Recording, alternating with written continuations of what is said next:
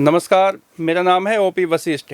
The Haryana talks के खास मुद्दे में आपका स्वागत है। नमस्कार, मेरा नाम है सत्सिंह और इस खास मुद्दे में आज हम बातचीत करेंगे हरियाणा की one of the oldest university Maharshi Dayanand university में भर्तियों पर रोक लगा दी है। और आप ये मानिए 153 पदों पर भर्ती होनी थी और सभी बेसब्री से इंतज़ार में थे, लेकिन अब जो ये रोक लगाई है इसी सभी सख्ते में है कि आखिरकार ऐसा क्या हुआ, क्योंकि बिना भर्तियों के यूनिवर्सिटी की सारी फंक्शनिंग रुक गई है।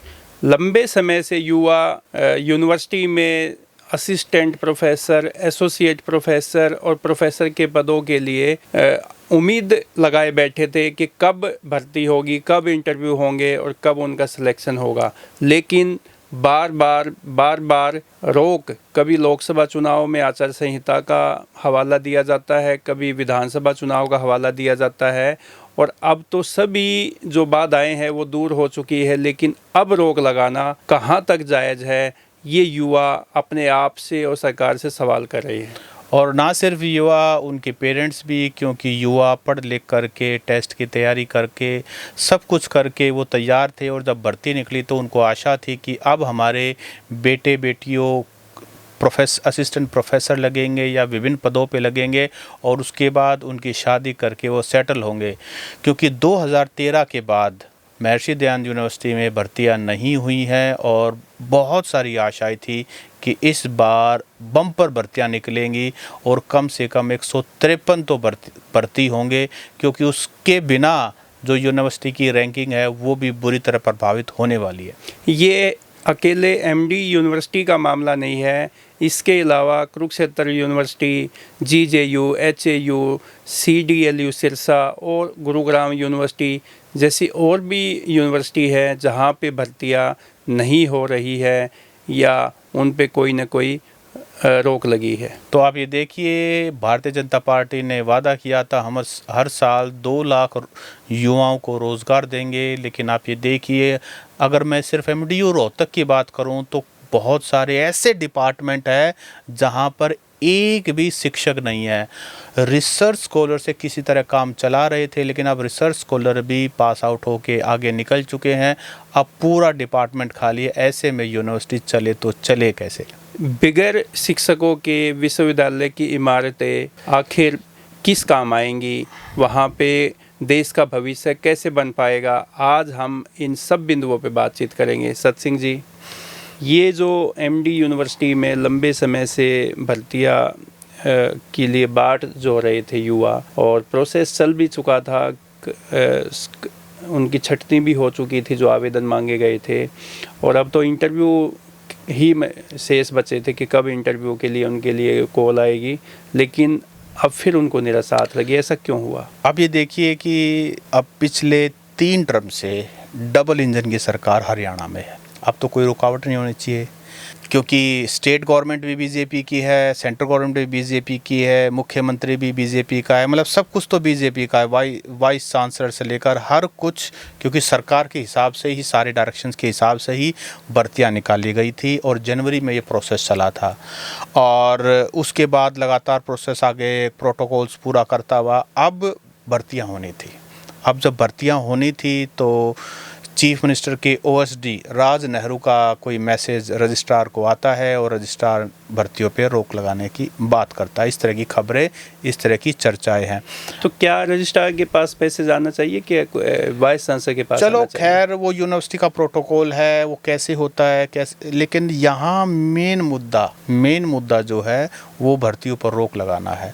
तो वो क्या हुआ, मैं तो वो बता रहा हूँ जो खबरों में आया। अब हो सकता है वाइस चांसलर ऑफिस में ही आया हो, रजिस्ट्रार के माध्यम से बताया गया हो, वो इंटरनल मतलब अफवाह भी कई बार हो सकती है कि ये रजिस्ट्रार के पास मैसेज आया, सीएम के ओएसडी का मैसेज आया, या हो सकता है कि सीएम के बगैर मंजूरी के, बगैर उनके कंसर्ट के तो कोई ओएसडी मैसेज कर नहीं सकते। वो तो किसी की इतनी कुव्वत नहीं है कि चीफ मिनिस्टर को बिना कॉन्फिडेंस में लिए कोई अपनी तरफ से इस तरह से जारी कर दे। वो अलग बात है कि खट्टर साहब थे तो वो मुख्यमंत्री सही मायने में अपनी चलाते थे। अब अपने नायब सैनी साहब को कहा जाता है कि ये खट्टर साहब इनको रिमोट कंट्रोल से चलाते हैं, पर खैर कुछ भी चीफ मिनिस्टर। लेकिन एक जैसे एक और भी बात है, एक मैसेज जैसे है सभी यूनिवर्सिटीज़ में प्रोफेसर्स में कि जो ब्यूरोक्रेट्स है, जो आईएएस ऑफिसर जो बैठे हैं वहाँ पे चंडीगढ़ में सचिवालय में,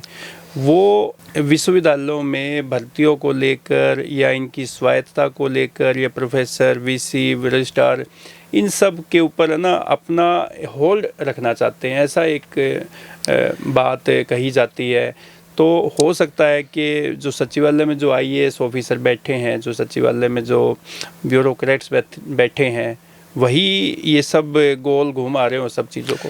सर सिंपल सी बात है, जो इस तरह की ग्रेड 1 की नौकरियां हैं, जैसे असिस्टेंट प्रोफेसर हो गया, उसके कुछ दिनों के बाद फिर प्रोफेसर बन जाते हैं, तो मैं ये कहना चाहता हूँ कि सबको अपना हिस्सा चाहिए। सब ये चाहते हैं, भर्ती के नाम पे ना लॉबी बनी हुई है, बेशक सरकार किसी की भी हो, कई लॉबियाँ एक बार में काम कर रही होती हैं, तो हर लॉबी की कोशिश ये रहती है कि कहीं भी भर्तियाँ हों तो उनके हिसाब से हों, क्योंकि उनके हिसाब से होंगी तो उसके बाद ही कुछ उनके हाथ लगेगा। पिछले दिनों यूनिवर्सिटीज़ ऐसी, काफ़ी यूनिवर्सिटीज़ ऐसी थी जिसमें कुलपति के पद खाली थे। कुछ यूनिवर्सिटी में तो किसी को भी कुलपति का चार्ज भी नहीं दिया गया था, वाइस चांसलर का, मतलब अकेले ही भरोसे पे छोड़ दी थी, कोई वाली वारिस नहीं थे। फिर बाद में जब प्रेशर आया तो कुछ कुलपतियों को, जैसे जो खाली जो विश्वविद्यालय थे वहाँ पे उनका एक चार्ज दिया गया, तो वहाँ पे ये बातें कही जा रही थी कि भाई सरकार बनी है तो आरएसएस की जो अधिकारी है प्रदेश में, जिनको जिम्मेदारी भागदौड़ दी जाती है, हर दायित्व उनका सबका अलग अलग होता है, तो आरएसएस के लोग कहते थे कि हमने सरकार बनवाई है तो शिक्षण संस्थाओं के कुलपति, रजिस्ट्रार जो है वो हमारी रिकमेंडेशन से हो। उधर से सीएमओ ये चाहता था, सीएम ऑफिस, कि वो उनकी रिकमेंडेशन से ही कुलपति लगाए जाए, रजिस्ट्रार लगाए जाएं। तो अब ये जो शिक्षकों की भर्ती की जो बात आ रही है, ये भी तो ऐसा नहीं है कि सरकार और आरएसएस के बीच में कोई आपस में खींचतान हो जिसकी वजह से बार बार रोक लग रही है, कभी हटाई जा रही है, कभी लगाई जा रही है। तो ये सब चीज़ें हैं, ये वो आपसी जो खींचतान है उसका तो नतीजा नहीं है सर। ये उसी का नतीजा है, क्योंकि आप ये बताइए, एक ही सरकार है, पिछले 3 टर्म से एक ही सरकार है, स्टेट में भी और सेंट्रल गवर्नमेंट में। कोई भी कारण नहीं है बीजेपी के पास कि 2013 के बाद, क्योंकि 2014 में सरकार बन गई थी, कोई भी कारण नहीं है कि भर्तियां ना हो। जैसा आपने मेंशन किया, वीसी तक की पोस्ट बहुत लंबे समय तक नहीं भरी गई। अब इसके पीछे कारण यही है कि मैं जैसे मेंशन किया ना, बहुत सारी लॉबी होती, अफसरों की लॉबी होती है, एक सीएमओ की लॉबी होती है, एक आरएसएस की लॉबी होती है। अब हरियाणा में तो ये है, एक खट्टर साहब की लॉबी है, एक जिस दिन मुख्यमंत्री ने शपथ ली सैनी साहब ने, इनकी अपनी लॉबी क्रिएट हो गई, एक वीसी की लॉबी है, एक रजिस्ट्रार की लॉबी है, हायर एजुकेशन के लिए जो परिषद बनाई गई है सबकी अपनी लॉबी है। तो सबकी नज़र इन 153 पोस्ट पे थी। लेकिन आप इसको बार बार जैसे कह रहे हैं ना कि एमडी यूनिवर्सिटी 153 पोस्ट है, ये हरियाणा के सभी विश्वविद्यालय की हम बात करें, पिछले दिनों जो यूनिवर्सिटी टीचिंग एसोसिएशन के जो प्रधान है, एच फैक्टो जो है, उनके प्रधान डॉक्टर विकास सिवाच का हमने पॉडकास्ट किया था यहाँ पे, तो उन्होंने ये बताया था कि 2000 से ज़्यादा शिक्षकों के पद हरियाणा के विश्वविद्यालयों में खाली पड़े। तो आप जैसे सबसे पुरानी यूनिवर्सिटी की हम बात करें तो एमडी यूनिवर्सिटी और कुरुक्षेत्र यूनिवर्सिटी है। यहाँ पे आप 54% जो टीचर हैं वो काम कर रहे हैं 100% टीचर्स का, मतलब 50% का आप मान के चलिए कि जो 50% टीचर हैं उनके पास वर्कलोड जो है डबल है, और उनकी जगह पे कौन पढ़ा रहे हैं, रिसर्च स्कॉलर और गेस्ट फैकल्टी। अब गेस्ट फैकल्टी पे भी पंगे हो रखे हैं और रिसर्च स्कॉलर नहीं, पंगा और भी हो रखा है। पंगा ये हो रखा है कि नई भर्ती तो सरकार करने नहीं दे रही, और जब वाइस चांसलर जो रिटायर हो रहे हैं अगर उनको एंगेज करने की कोशिश करते तो बहुत बड़ा शोर मच जाता है, फिर उंगलियां उठती हैं वीसी और रजिस्ट्रार के ऊपर, क्योंकि फिर सोशल मीडिया पर बवाल मचता है, फिर उसके पर मतलब बहुत तरह के आरोप लगते हैं कि उन्हीं लोगों को बार बार मौका दिया जा रहा है। तो आप ये बताइए कि यूनिवर्सिटीज़ चले कैसे? हिस्ट्री डिपार्टमेंट है, हिस्ट्री डिपार्टमेंट में एक भी पोस्ट नहीं, मतलब एक भी पोस्ट भरी हुई नहीं है। मुझे लगता है शायद 8 वहाँ पोस्ट हैं और 8 में से एक भी भरी नहीं है। डिफेंस में भी एक ही प्रोफेसर बचे हुए हैं। हाँ, 4 में से 3 खाली हैं। अब इस तरह के बहुत सारे डिपार्टमेंट हैं, तो अब यूनिवर्सिटी चले कैसे? समस्या जो है ना एक्यूट होती जा रही है। एक तरफ स्टूडेंट्स की फ़ीस बढ़ती जा रही है, दूसरी तरफ पढ़ाने को टीचर्स नहीं है, तीसरी तरफ ये प्रेशर है कि जो नेक्स्ट से ए ग्रेड मिला है एमडी यूनिवर्सिटी को, जिसको की कोशिश ये की जा रही थी कि वो A+ हो जाए, अब 50% जो वर्कलोड है आपका, वो कैसे जस्टिफाई करोगे? टीचर्स ही नहीं है आपके पास। यूनिवर्सिटी, मैं ये मानता हूँ किसी भी सरकार का 3 ही काम होते हैं मुख्य। सबसे पहले सबकी सुरक्षा, दूसरी बात शिक्षा और तीसरी बात स्वास्थ्य। ये 3 काम ही सरकार के करने के होते हैं, बाकी सड़क बिजली पानी तो रेस्ट फॉलोज। अब हरियाणा में शिक्षा, नेशनल एजुकेशन पॉलिसी 2020 पर कितना बड़ा डंका बजाया जा रहा है, और उसके लिए जितने टीचर्स रिक्वायर्ड है उससे 1.5 गुना टीचर्स चाहिए। इनके पास 100% में से 54% खाली हैं, उनको भी नहीं भरने दिया जा रहा है। नए कोर्स भी यूनिवर्सिटी में शुरू किए जा चुके हैं, नई डिपार्टमेंट फैकल्टी बन चुकी है। अब जो बीए कोर्स का जो यूजी कोर्स है वो 4 साल का हो चुका है। पहले 3 साल और प्लस 2 साल में मास्टर डिग्री होती थी। फिर यूजी कोर्स में जब लास्ट सेमेस्टर होता है तो उसमें रिसर्च का भी ऑप्शन मिलता है कि 75% अगर बच्चे मार्क्स ज़्यादा लेते हैं तो वो रिसर्च वर्क भी कर सकते हैं, यानी कि PhD कर सकते हैं। लेकिन जब बच्चे पढ़ेंगे ही नहीं, जब उनके पास क्लासरूम में टीचर आएंगे ही नहीं, तो रिसर्च वर्क के लिए तैयार अपने आप को प्रिपेयर करेंगे कैसे? दूसरी बात, रिसर्च वर्क जो है वो विश्वविद्यालय में बिल्कुल, हरियाणा की मैं बात करूं, हरियाणा की किसी भी विश्वविद्यालय की हम बात करें तो रिसर्च तो हो ही नहीं रहा। PhD के लिए सुपरवाइज़र नहीं मिल पा रहे, उनको गाइड नहीं मिल पा रहे।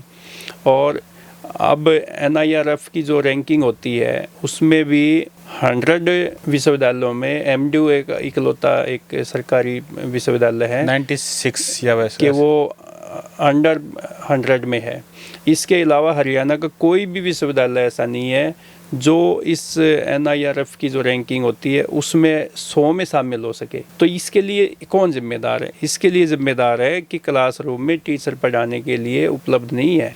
2000 से ज़्यादा, मैंने पहले भी मेंशन किया कि 2000 से ज़्यादा शिक्षकों के पद खाली है। कुछ पुराने विश्वविद्यालय है उनमें तो 50% टीचर नहीं है, क्योंकि रोज़ रिटायर हो रहे हैं। आप देखोगे अब रीअपॉइंटमेंट करें तो उस पर हल्ला मचा देते हैं कि भाई इनके लिए तनख्वाह कौन देगा, ये युवाओं का हक खा रहे हैं। जो नए लोगों की जो भर्ती होनी है उनको लिए जो है उनका हक खा लेंगे, इनको रीअपॉइंटमेंट कैसे की, उसके लिए वो उसी विश्वविद्यालय के जो शिक्षक है वो भी हल्ला मचाते हैं।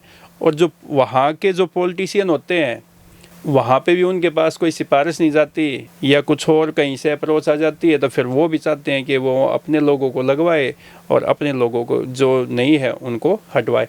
तो आप ये देखिए ना कि कितना सारा सिस्टम जो ऐसा है कि जो पुराने प्रोफेसर है जो रिटायर हो गए उनको पढ़ाने नहीं देंगे दोबारा से, वैसे नई भर्ती होने नहीं देंगे या की नहीं जाएगी। रिसर्च स्कॉलर को पैसे नहीं मिलेंगे उनके 2-6 महीने 1-1 साल तक। ऐसा भी है कि जो रिसर्च स्कॉलर वहाँ पे पढ़ाते हैं, गेस्ट फैकल्टी वहाँ पढ़ाते हैं कॉलेज में, यूनिवर्सिटीज़ में, उनको 6-6 महीने का या पूरे सेशन तक के वो पढ़ा के पेपर दिलवा के और उनका रिजल्ट आउट कर देते हैं, उनको वेतन नहीं मिलता। तो आप ये देखिए ना कितना ज़्यादा क्राइसिस है। लेकिन उनके पास ऑप्शन ये होप है कि भाई उनके पास एक एक्सपीरियंस काउंट हो जाएगा ताकि कल कहीं पे आवेदन करेंगे तो हो सकता है कि उनका नंबर आ जाए। सर बात ये है कि यूनिवर्सिटी में कोई क्राइसिस नहीं है, पूरी यूनिवर्सिटी के सिस्टम को कुछ लोगों ने मुट्ठी में बंद किया है। ये जो प्रोफेसर्स हैं जब ये रिटायर्ड होते हैं तो इनकी पेंशन आइडिया लगाई कितनी होगी, 1.5-2 लाख रुपए इनकी पेंशन है। युवाओं को 30-35 हज़ार भी नहीं देते हैं। ये जिन रिसर्च स्कॉलर से पढ़वा रहे हैं ना उनको पीनट्स देते हैं और वो भी टाइम पे। आपने बताया 6 महीने, 8 महीने, साल, कई बार तो 1.5 साल लग जाता है, उनके पैसे नहीं देते। मैं बताया ना, थोड़े से पैसे देते हैं। तो प्रोफेसर्स ने, यूनिवर्सिटी के जितने प्रोफेसर्स हैं उनमें से ज़्यादातर तो लड़ाई करते रहते हैं, RTI लगाते रहते हैं, एक दूसरे को भड़काते रहते हैं। 20% जो प्रोफेसर्स हैं वही काम चला रहे हैं। मैं ही कह रहा हूँ कि यूनिवर्सिटी चल नहीं रही है, राम भरोसे बस सरक रही है। मतलब कोई हाल नहीं है। माँ बाप, किसान, मजदूर अपने बेटे बेटियों को भेजता है हायर एजुकेशन के लिए ताकि वो पढ़ सके, लेकिन यहाँ पढ़ाने वाले तो हैं नहीं, और जो हैं वो आपस में कितना टसल है। वो तो क्लासरूम में हो सकता है कि कुछ बच्चे तो ऐसे हो कि क्लासरूम में जो उनके टीचर हैं उनकी शक्ल नहीं देखते हो पूरे सेशन। मैं बता रहा हूँ ना कि टीचर्स को एनकरेज करना चाहिए कि क्लासरूम में आए पढ़ाएं, लेकिन अनफॉर्चुनेटली बहुत सारे टीचर्स ये चाहते हैं कि बच्चे ही ना आए ताकि उन पर अकाउंटेबिलिटी ना बने। पिछले दिनों जैसा कि हम अखबारों में भी आया और हमें इंटरनल भी बातें पता हैं, क्योंकि हम यही सिस्टम में रहते हैं, यूनिवर्सिटीज़ में घूमते रहते हैं। बहुत बार जब हायर अथॉरिटीज़ राउंड लेती हैं क्लासरूम्स के अंदर तो टीचर्स मिलते ही नहीं हैं, गायब मिलते हैं। कोई अपना कहीं प्रॉपर्टी डीलिंग का काम संभाल रहा है, कोई कहीं घूमने गया।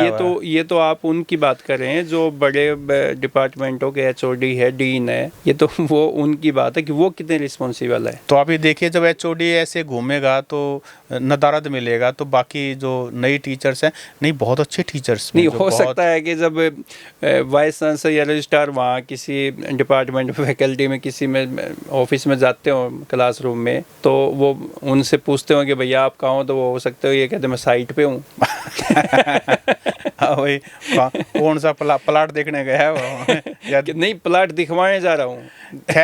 खैर ये बड़ी ना सैड रियलिटी है कि इतनी मोटी। मैंने तो आपको बताया है, प्रोफेसर्स जब रिटायर होते हैं तो उनकी पेंशन 1.5-2 लाख रुपए उनकी पेंशन होती है। सोचिए। अच्छा, एमडी यूनिवर्सिटी में तो एक और भी सिस्टम है कि जो प्रोफेसर है जो रिटायर होने की पोजीशन पे है, साल 2 साल 6 महीने बचे हैं, वो पूरी ताकत जो सीनियर प्रोफेसर बनने के लिए झोंक देते हैं। वो पॉलिटिशियनों के जो बड़े बड़े उनके जो पॉलिटिकल जो आका होते हैं उनके फ़ोन करवाना, उनकी अप्रोच करवाना, और कहीं ना कहीं मतलब वो अपने आप को लास्ट फेज में आके यूँ भी दिखाते हैं कि भाई हम तो इस यूनिवर्सिटी के प्रति इतने लॉयल है और हम इस यूनिवर्सिटी ने ही हमें बनाया है और हम यूनिवर्सिटी के लिए बने हैं, इतनी समर्पण भावना दिखाते हैं। और जैसे ही उनको सीनियर प्रोफेसर ईसी की मीटिंग में जैसे ही सीनियर प्रोफेसर का टैग लगता है, उसके बाद वो फिर अपने शांत हो जाते हैं। वो होता है ना कैमेलियन, उसकी तरह रंग ऐसा बदलते हैं जैसे तो कुछ हुआ ही ना हो। हाँ। जिनकी वो जी अधूरी करते थे। ये सीनियर प्रोफेसर का आप अगर प्रमोशन होता है तो मोटा मोटी हम बात करें तो 25-30 हज़ार रुपये का उसके वेतन में बूस्ट मिल जाता है। उससे भी ज़्यादा पूरी इंडिया की यूनिवर्सिटीज़ में इतने सीनियर प्रोफेसर्स नहीं होंगे जितने अकेले एमडीयू में भर्ती कर दिए हैं। हाँ। अब वो उस लायक हैं नहीं हैं, जुगाड़ है, क्यों किया, ओबलाइज किसने किया, किसके कहने से किया, बहुत सारे सवाल है।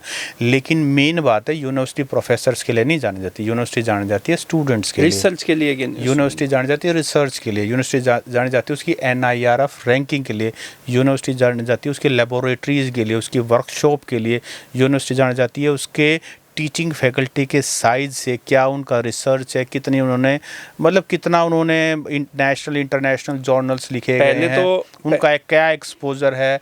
लेकिन सैडली हमारी यूनिवर्सिटीज़ जो है ना वो पॉलिटिक्स के लिए जानती है, एक दूसरे के खिलाफ आरटीए लगा दी, दही तोड़वा दी किसी की। हमारे तो ये भी चीज़ें हैं। नहीं, बहुत ही बुरा हाल है। किसकी नौकरी खानी है, किसकी मतलब नौकरी खाने पे इतना जोर लगा देंगे, किसी को नौकरी दिलवाने पे जोर लगा दें तो ये यूनिवर्सिटी का भला नहीं। लेकिन ये जो CM के OSD राज नेहरू, ऐसा बताया जा रहा है उनकी चिट्ठी आई है, 1 लाइन भर्तियों पर रोक लगा दी जाए।